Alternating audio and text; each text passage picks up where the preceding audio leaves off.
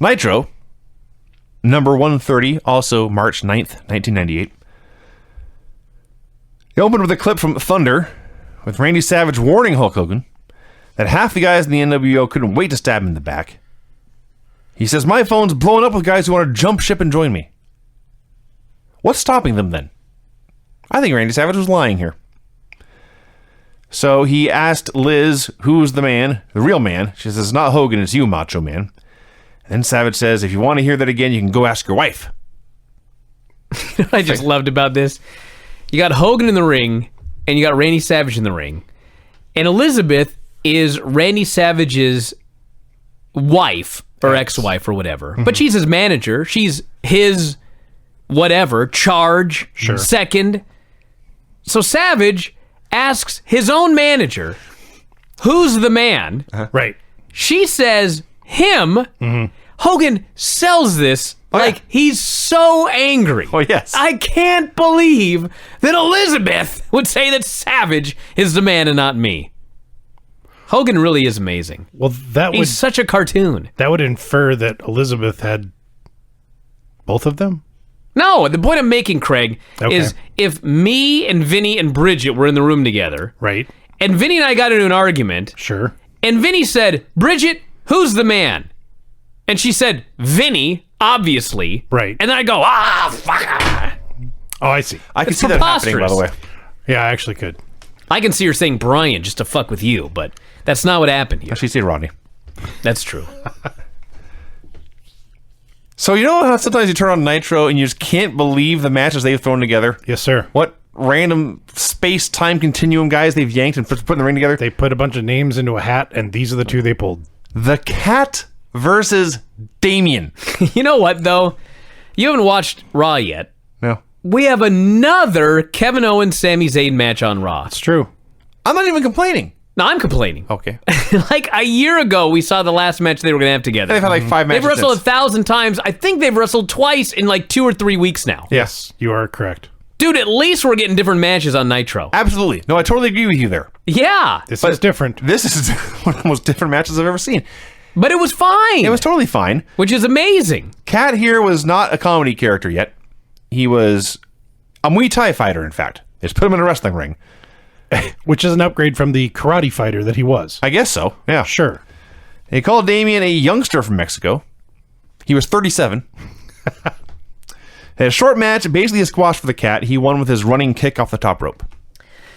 You know, there was a time where every single weekend we would drive to Oregon and work matches at Tito Carrion's gym shows. Yes. And he was training luchadors. And something that I learned in taking these trips is if you've ever been to an indie show and you've seen 2 guys just have a god-awful match, like 2 Americans, you ain't seen nothing till you've seen 2 luchadors In their first match. have a fucking god-awful match. Yeah. A bad lucha match is worse than anything you'll see in this world. So you got the Cat Ernest Miller, who's never been trained, and maybe he did a little bit of stuff at the power plant. Guy can barely work a match. They decided to put him in there with Damien. This should have been a fucking disaster. This was when Steve Austin said, this has got to be a rib, this match. But you know what? It wasn't a rib, and they had a pretty decent match, and all I could think was, you know what? If Ernest the Cat Miller had trained with someone competent and had gone out and done like a whole bunch of matches for a couple of years with a bunch of different guys, he would have been fucking amazing. He was so good despite everything working against him. This may have been his best match. Yeah. In a lot of ways. And despite him having a good match, in spite of him wearing these huge, oversized Muay Thai gloves. Yes. They may have been Brock Lesnar's gloves. They were comically big. For the first of, I believe, 5 times in the show, maybe more, Bischoff and Hogan came out for a promo. Did any of us actually keep track of the times the 12. 12 times. The NWO theme song was played on the show. But if you saw Hogan coming out on the ramp in this section, he was mouthing the words to Voodoo Child with the chop it down at the edge of my hand. And so on the show, you know, in 98... It would have been 9. It would have... Exactly. Because Hogan came out, I definitely 3 times. I'm not sure how many in total. Anyway, they're out here for this promo. And Hogan says... First of all, he talks about Savage dragging his family, Hogan's family, into this filth. That's the word he used. And by that, he meant the wrestling business. You dragged my family into this filth. So, talks about Savage's family only having a roof over their heads because of what Hogan has done in this business. Then he says, and this is a quote, "It was your choice to drag your wife into this business. Your choice to drag your, ex-wife into the dressing rooms, to mingle with the boys, to act like one of the boys, and believe me, she did the boys." And Bischoff's holding the mic, and the whole time he's doing this, he's like smiling and raising his eyebrows like, And then Hogan says this line, and like 3 seconds go by, and the gravity of what he said hits Eric all at once. His face goes white, his jaw opens, he stares at this man like, Terry? Really? I laughed so hard. I watched it over and over and over again. It's the delay. It's the delay that made it. Everyone, the March 9th, 1998 episode of Monday Nitro, go watch it right now. It's about, 15, 20 minutes into the show. Best thing I ever saw in my life. This was a grenade comment to him. He said it, and then 8 seconds went by, and then it exploded, and Bischoff got it. Absolutely. Oh, it was great. So Hogan says Savage is alone on an island. The NWO is laughing at him. He's going to prove in the cage that Savage can't hang with him. Mean Gene and the Nitro Girls were on campus at Duke University. Oh, poor Mean Gene. This whole show, they cut to him, and these frat boys rubbing his head and hugging on him and pinching him. Jumping on camera. Oh, my gosh, this poor guy. Hey, he's a trooper. And you know what? They were trying. This was a great idea. Don't know if it worked out, but the idea of trying to get Nitro is like the hot thing that everybody's watching in the dorms. It's a good idea. But boy, poor Gene. It was funnier and funnier. And it's leading to Club Lavella. It was funnier and funnier as the show went on because Gene kept getting more irritated in each segment. It would be fun to just line up these segments one by one and watch them change. I also like the guy who got the co-ed naked wrestling sign on TV. Way to go. We then had legit one of the worst matches in the history of Monday Nitro. Really? Yeah, Sick Boy and Lenny Lane? Dude, I was astonished at how not horrible it was. What? It was no good. Who are you? What? Listen.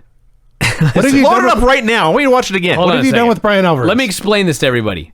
These two guys are right about the last 2 minutes of this match when it fell off a fucking cliff.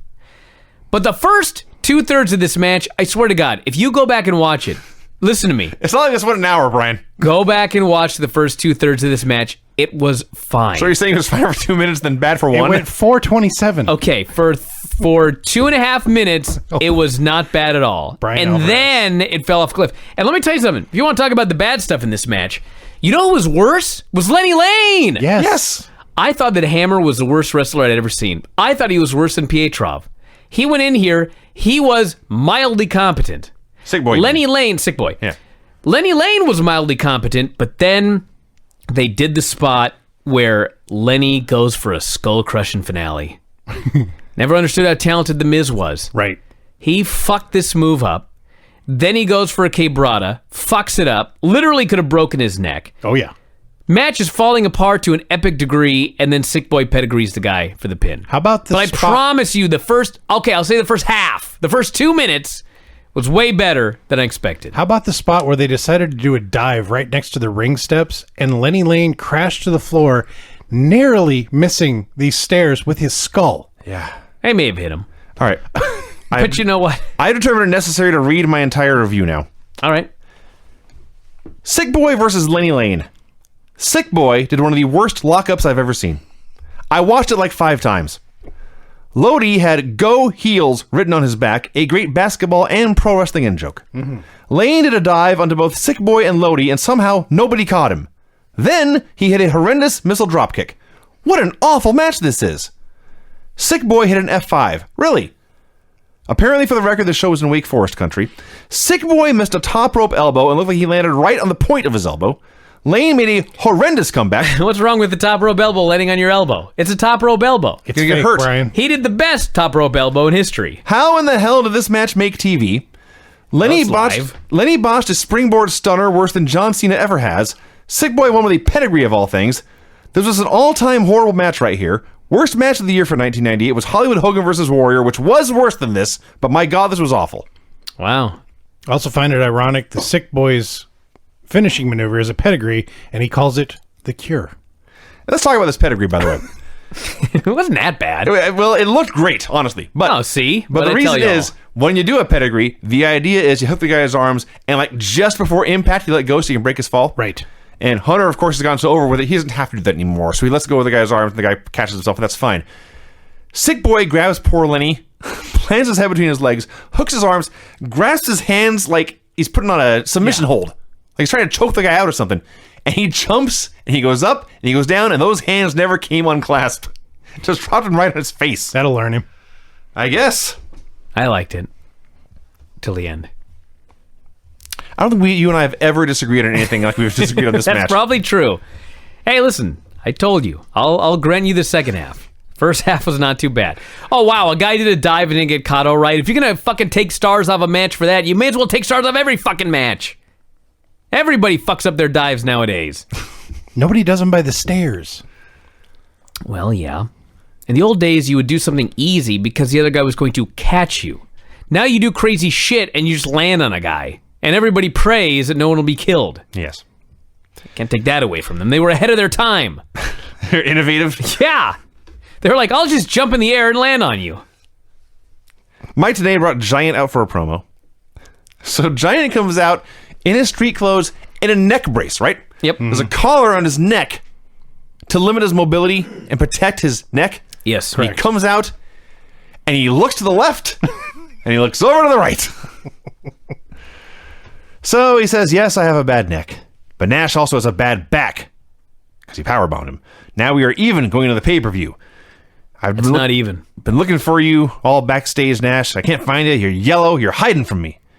I've got a few friends. Where is he hiding? He's a monster. Nash, Giant pointed that out. He's skinny. He could have been behind a pole. Said, you're the second biggest guy in this company. I can't find you. So out comes Sting and Randy Savage. Sting, by the way, is wearing the world title for once. He's been on the show every week and seems like he never actually has the belt with him. So Sting's standing there. Savage is running his mouth. And Sting starts whacking the turnbuckles with the baseball bat in silence. Savage does all the talking. And we've been talking about this since Starrcade. How the sabotage of Sting was not a one-night deal. But it really hit me how complete this whole cutting him off at the knees was. Austin was complaining about having the rug pulled out from under him. No. Well, they did to Sting. When they're standing here and I realize Sting is now, at best, third from the top on the babyface totem pole. He's clearly behind Savage and Giant right now. So Savage challenges Hogan to find two partners for a 6-man tag. And that's that.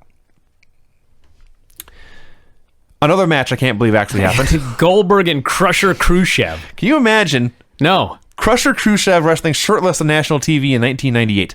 Hey, Didn't look it was bad. fine. Yeah. And you know what? For the record, Barry Darsow lasted longer in the ring than Kevin Owens. That's true. And Brock Lesnar. That's also true. And it was... He got offense. This match was actually pretty good, too. It was a Goldberg squash. Goldberg beat it for a minute. This was so great. It's too bad that Brock is winning at Mania because this was like, here's what happens. Darsow gets the heat, and he beats on Goldberg, and he beats on Goldberg, and he beats on Goldberg, and finally he rams his head into the buckle, and then Goldberg gets pissed off, and he just spears the shit out of him and jackhammers him. That's correct. There was no transition. There was nothing, and it didn't need it. Goldberg got mad, and he speared and jackhammered the guy. And dude, when he went headfirst into the buckle and then got mad and speared him, the roof blew off this place. Yep. Jackhammered the guy and won. This was a great 5-minute Goldberg match. Grown men jumping up and down. Oh, yeah. I was jumping up and down.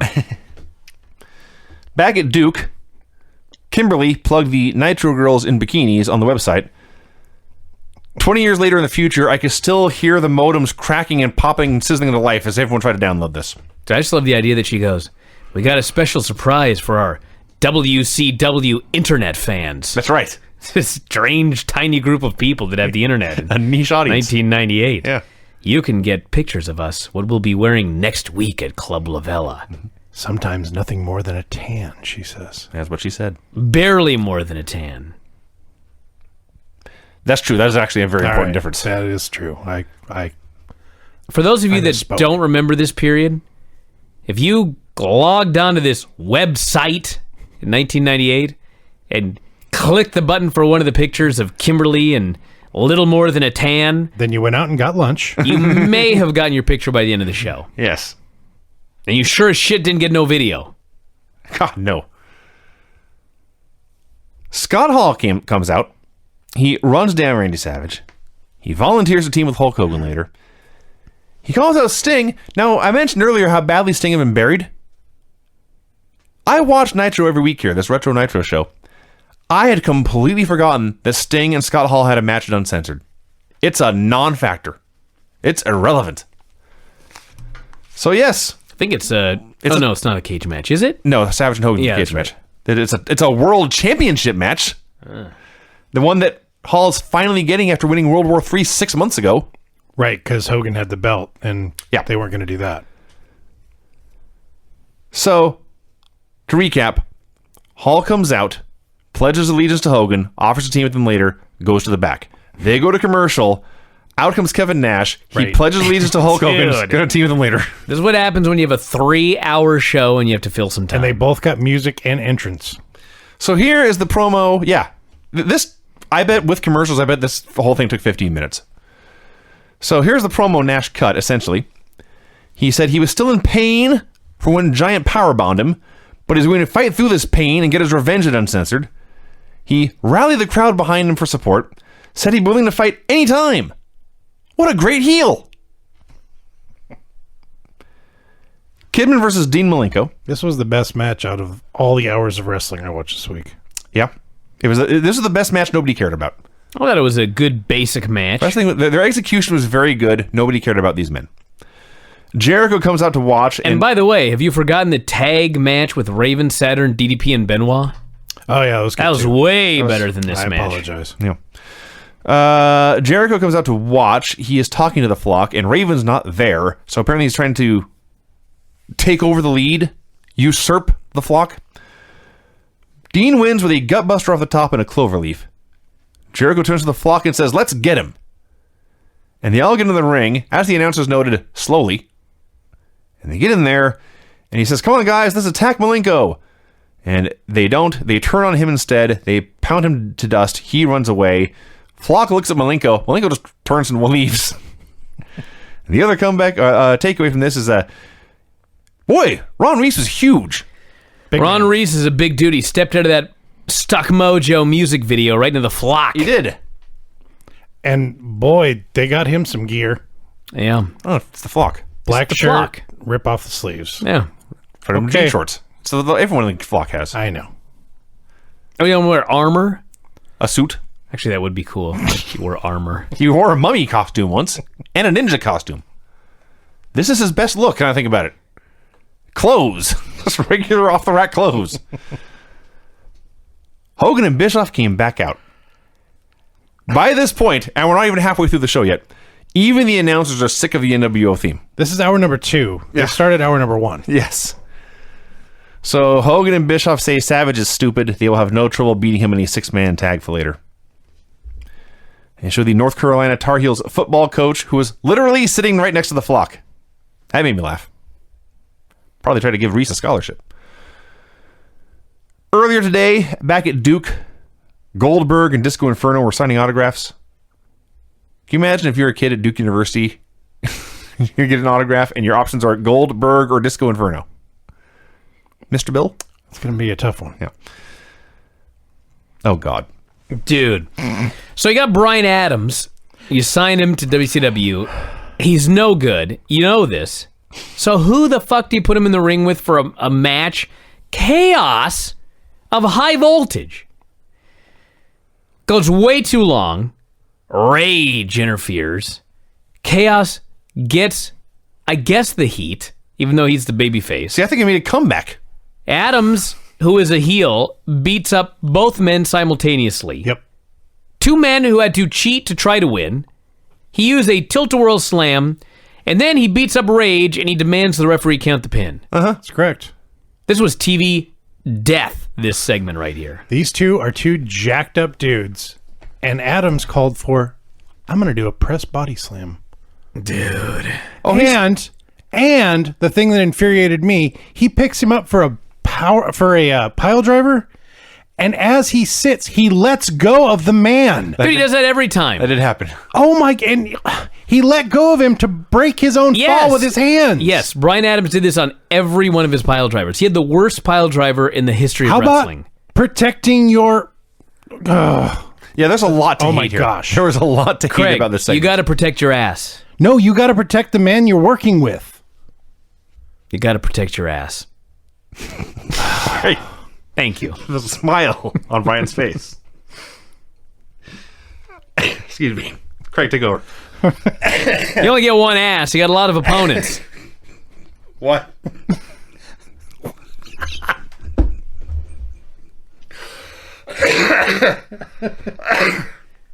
I'm dead. You're disgusting. I have died.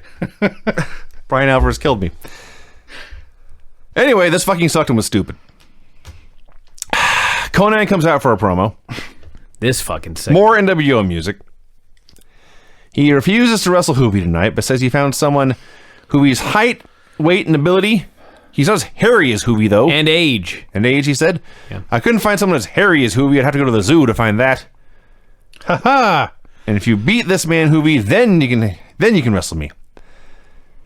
And the announcer said he's got to have some kind of scheme going on here. No shit. And Bobby Heenan says he's got something up his sleeveless shirt. That was awesome. Bobby Heenan's the best. Heenan's so over all this shit. So Hoovy comes out, and then the NWO theme plays again. It's Scott Norton, everyone. Jesus Christ. It was King Kong versus the airplanes. That's what this was. No, an airplane. Yeah, an airplane. The airplane did not win. Yes. Norton won with a shoulder breaker. All you need to know about this match is they destroyed Hoovy. This was Hoovy's reward for removing his mask. He gets destroyed by Scott Norton, and Tony, God bless him, is trying so fucking hard to put over Hoovy. He's a guy that just will never give up. He was in that bear hug and didn't quit. He didn't give up in that bear hug or that other move. He's got so much heart. All this while Hoovy's tights read, "Never surrender." That's right. Well, he didn't. He Should got have. pinned. As Bobby Heenan noted, even better off. Benoit, DDP, Page, or DDP, Raven video package. Followed by Benoit and DDP versus Raven and Saturn. Very good tag match. Had a lot of time. Page was the biggest dude in the match. Still a great Ricky Morton. Saturn hit a stratospheric top rope leg drop. Gosh. If this was in the old Portland Sports Center, I remember Billy Two Eagles jumping off the top rope and hitting the light rack with his head. Saturn happened. would have done the same thing. This had been in the Peachtree Studios. He'd just gone through the ceiling and gotten stuck. That's right.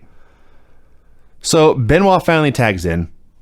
Whips everyone's ass, naturally. He locks Raven in the crossface, but then Page hits a diamond cutter and lands on Benoit in the process.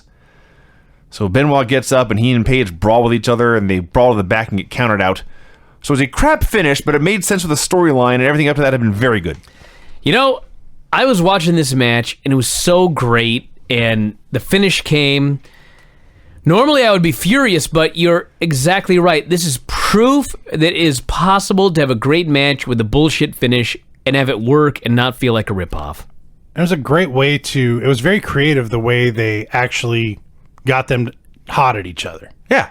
Well, The diamond cutter off the top rope and actually bonking into... that I disagree with. Okay. Because nobody moved.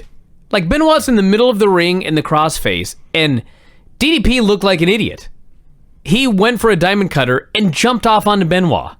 And then I guess they were claiming it was supposed to be an accident. I looked at it like, he aimed at the guy. What was your plan, Paige? But they set up the three-way at the pay-per-view. Goldberg and Disco spent time at the Duke Children's Hospital. Disco Inferno. Yeah. Hey, youngsters, Let's dance. shake your booty. They're in the hospital, Vinny. That's probably not going to happen. Some are up and around. Back at the party, Get your IV bag and everyone said, cut a rug. everyone they talked to said, man, Domino's Pizza is the best pizza we ever had. Lies. Remind me, if I go to North Carolina, don't get any pizza. Fair.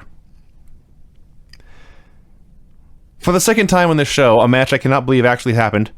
Conan versus Davey Boy Smith. This was not good. This guy cannot catch a break. One terrible match after another. Then they're doing a match, and Bulldog hits a power slam off the ropes. And he hits a move, and I'm thinking, remember when that used to be like kind of his finisher? He'd do the running power slam, and he'd beat guys. Now he's just doing it as a move. Just a power slam off the ropes. Then he pinned him. Yep. Out of nowhere. I was like, well, any interest I had in Hoovy versus Conan, which was none, now I have less. This was so weird because the finish was Conan did a leapfrog, Davey Boy did a leapfrog, Davey caught him with a power slam and pinned him, and the whole thing came off like it looked like Conan actually got hurt on the power slam and just stayed down. Like it was not the planned finish. Is how it looked like. He didn't move. Yeah. Now the other part about this match, do you recall earlier on Raw when they said, be sure when you're ordering WrestleMania you don't get the wrong show? They plugged a Nitro on April 27th in Norfolk, Virginia at the Scope. Don't be fooled, fans. You want to go to the Scope in Norfolk, Virginia. That's the wrestling show you want to go to. So both companies think their fans are dumb. That was the lesson of this night. Let's see. Tenay brought Ric Flair out for a promo. Wasn't much, actually. He sucked up to the Carolina fans. He vowed to beat up Kurt Hennig later. Dude, this was the best you could possibly do with a minute to talk. Basically. It was awesome. Place went nuts. Disco Inferno versus Chris Jericho. So today I tweeted about Jericho. This was what I was watching when I came to the conclusion that Chris Jericho is an all-time great. He has turned the corner in the last few weeks, and he is... Last few weeks? The last few weeks after he got Hoovy's mask, he... Oh, I thought you meant the last few weeks of WWE. No. He has become... That time he walked out in the main event? He's become a great heel and fun to watch.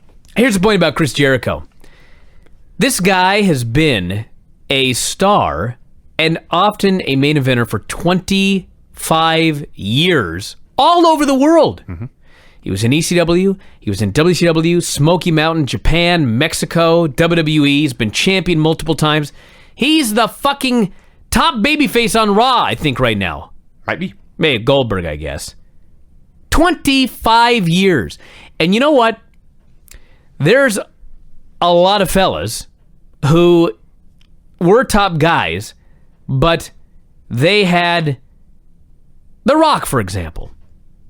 The Rock had been in wrestling for 2 weeks, and it was determined that this guy is going to be the biggest star in the business by the year 2000. Look at this guy. They gave him every opportunity imaginable. Hunter married Steph. It's an obvious one. Some guys look like Goldberg. Some guys look like Batista or whoever. But you know what? This poor fucking guy, I shouldn't say this poor fucking guy. This guy was attempted to be held down everywhere he went that he made it big. They tried to hold this guy down in WCW. They tried to hold this guy down in WWE for years and years and years. He didn't have to marry anybody's wife. He found a way to reinvent himself in every single company. And despite all of the obstacles in his way, more than most people, this guy's been a fucking star and main eventer for 25 years. That's an all-time legend Hall of Famer right there. It's kind of crazy to think about. And with all of that said, he wrestled the Disco Inferno, and Disco had a great match with Chris Jericho. That Disco's a lot better. They had the people believing that Disco had won the TV title with a rolling neckbreaker, a movie he has never beat anyone with. Shortly thereafter, Jericho cut him off and won with the Boston Crab. A success, I wrote. I also like how, before the match, Jericho comes out, he's wearing Hoovy's mask. So they're talking about that. Yes. And then he's going to, what about that shirt he's got on? What is that? Is that a Nitro shirt? Is that a Rey Mysterio shirt? And I had not been looking, so I went back to see what the shirt was. It was Monday Night Jericho. Yeah. Why was this so complicated? You muted me, Brian. I did. We're good. Oh, let's see. Back at Duke, here is where Gene had enough of his head being rubbed. Guys, the poor guy's been molested all night long, and yes. he had enough. Chavo Guerrero versus Booker T. Eddie comes out to argue with Chavo. In street clothes. which No. for Eddie is pants. And pants and no shirt. Yeah. He did nothing else on the show. Right. He did not wrestle earlier. He did not wrestle No. later. But he was wearing pants and not a shirt. So when you're Eddie Guerrero, that's your street clothes. That's why he's Latino Heat. Yep. It's warm in North Carolina this time. No, March? probably not. fucking warmer than it is here. Well, yeah. So, Chavo and Eddie are arguing. Booker intervenes. He shoves Eddie outside. The match begins. It's way worse than you would think. They're tripping all over each other. Booker wins with a missile dropkick. And Eddie consoles Chavo, but then drops him with a brainbuster. And that's that. Went back to find his shirt. All right, so tomorrow in North Carolina, 73 degrees. It fucking snowed here. Yeah, the pass is closed like Today 15 it's miles not from my house. Bullshit. Yeah. Sick of it. Kurt Hennig versus Ric Flair. Flair got a promo promising this is for Winston-Salem, for WCW, and for every horseman that ever walked the aisle. They brawled a few minutes. Flair hung him in the Tree of Woe, laid a chair in his face, and the NWO attacked with the DQ. Dude, this was an awesome 4 minutes. Sure. You could not have a better 4 minutes than the 4 minutes they had right here. The between this match and the promo, Flair got the absolute most out of his 5 minutes of TV time. No doubt about that. No doubt about that. So they're brawling with Flair afterwards when Bret Hart runs out to make the save. I mentioned earlier I forgot Sting had a title match. I forgot Bret Hart existed. What they did with this guy, they signed away the rival company's champion without him ever losing legitimately the title. And all they had him do is come out of the show and brawl for 2 minutes. Why did they sign him? What was the point? And he was in his street clothes. It took me a double take to figure out who it was. Yes. I mean, we knew all this. We knew he was wasted in WCW, but you watch these shows, it slaps you in the face. Dude, just wait. Just wait. Yeah, it doesn't get better. He has been in the company now for 3 months. I believe he has had 2 matches, one on TV, and done a few promos. Which actually, the Flair promos were great. But ever since the Flair match, he's just a phantom. Scott Steiner and Scott Norton versus Lex Luger and Rick Steiner. Rick came out with the Doberman pincher, which quickly disappeared, but it did give Heenan a chance to say, they brought their sister, the missing Steiner. Bobby Heenan was the best thing about Nitro, if any of you have forgotten. Scott Norton working twice. Scott Norton doing double duty. They have all those guys once and a half. They have all those guys under contract. And Norton, we're going to need you to work twice tonight. The way he disposed of Hoovy totally fit in, though. So, yes, Earlier tonight there was a tag match, and they brawled and got counted out, and it worked. Right.